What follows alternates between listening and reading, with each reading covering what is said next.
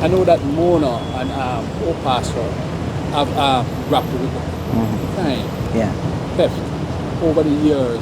What is it that you're doing to combat? So the truth is that Mona and Hope Pastures, whereas we don't have violent crimes in those areas, we have a significant level of petty crimes, robberies, hold-ups, but not necessarily with weapons that are not guns, but maybe knives, right? And the people, a lot of the helpers and the gardeners are the ones who are the victims of those crimes because they walk on the road.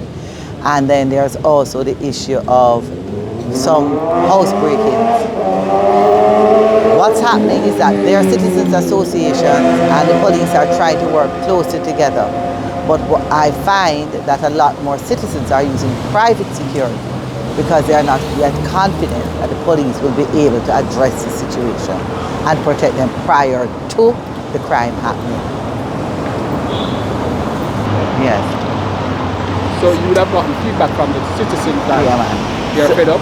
So I have gotten feedback from the citizens of Mona and Hope Pastures in particular that the issue of the crime in their area, of the robberies in their area, is very frustrating for them.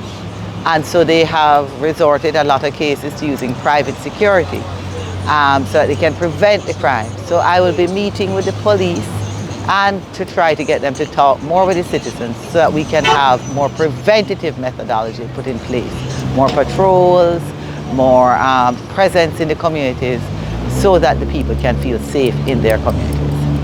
Thank you.